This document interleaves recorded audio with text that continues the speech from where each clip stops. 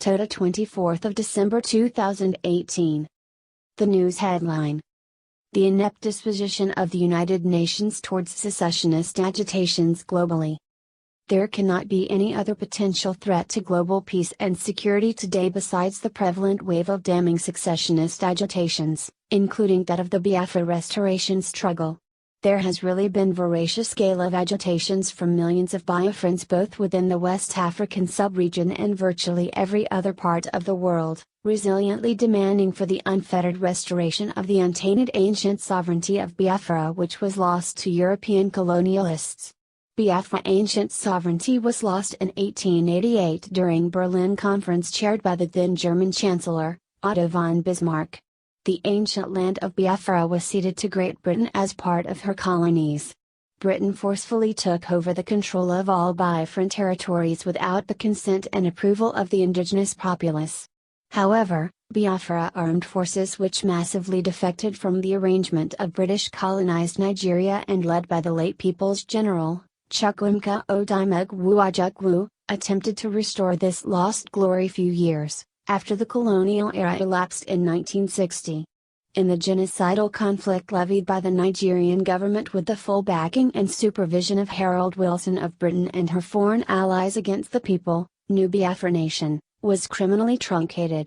That Nigerian government orchestrated war under General Yakubu Gowon, raged only within the territories of Biafra, with land, air and sea blockades, resulting in the declaration of armistice by the Biafra armed forces to forestall further death of Biafrans, which had a recorded account of over 3.5 million precious souls lost, including children, women and men.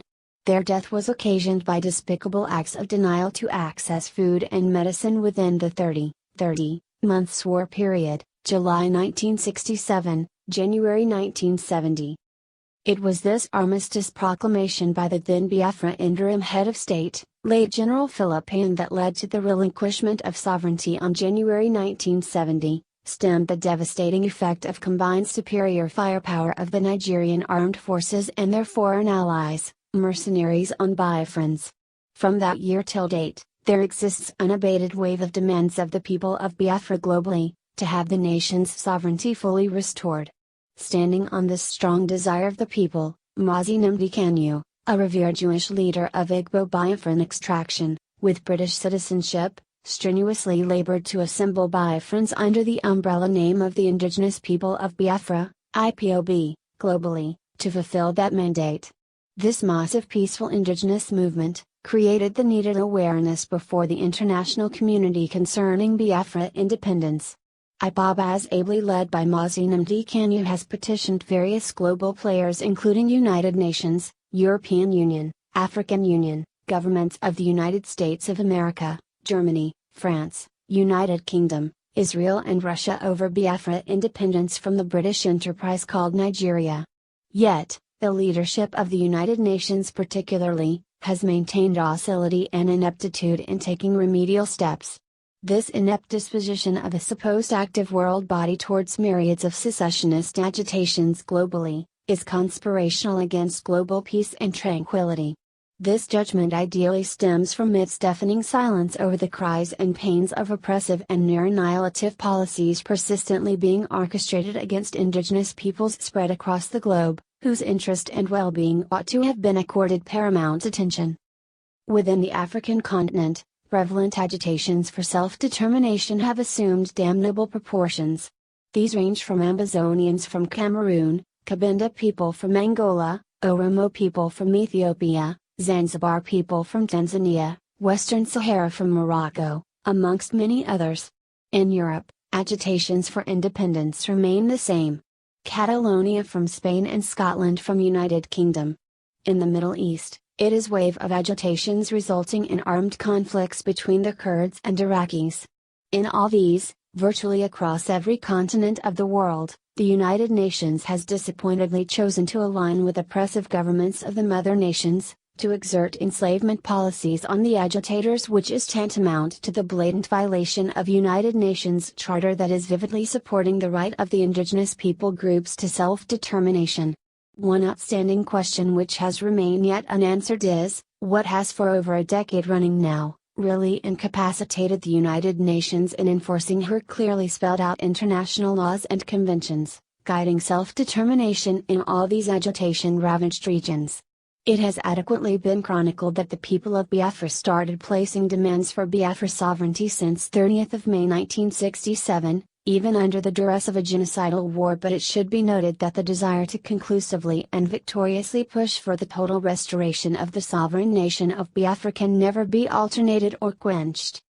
It therefore should be made explicitly known to the United Nations, European Union and African Union parliaments, that global peace and security will remain a mirage if there exists in whichever region of the world, indigenous people yet endlessly agitating for political independence from colonial boundaries.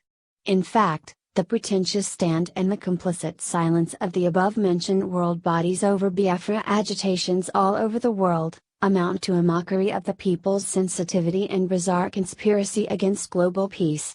All these agitations are gradually snowballing into civil unrests, armed conflicts and militancy, as can be seen in different parts of the world. It remains surprising, therefore, to yet fathom what is so sacrosanct about the sovereignty of countries like Nigeria, Cameroon, Ethiopia, Angola, Iraq, and Spain, that the United Nations is foot-dragging in stepping into these potential challenges to proffer permanent solutions. The world body should know that the peace and security of the entire global community far exceed the so-called sovereign status of these oppressive governments, including that of Nigeria and Britain. Now is the ample time for her to eschew docility, ineptitude and complicity by courageously enforcing her laws own and protocols governing self-determination/rights of the indigenous people. Biafra independence and that of many others in different regions of the earth that are relentlessly demanding secession, should be allowed without further delays. One thing is paramountly certain, and that is, whether Biafra, Ambazonia, Cabinda, Oromo, Zanzibar, Scotland, Kurds, Western Sahara, and Catalonia, secede or not, they strongly remain existent here on planet Earth as God's own created nations and will not cease to be integral parts of the United Nations. She should rightly take her place and appropriately do the needful so that this world would remain a place free from hatred, catastrophe and death. Written by Mazi Onnabutiz. Edited by Peter Oshagwu. For Family Writers Press.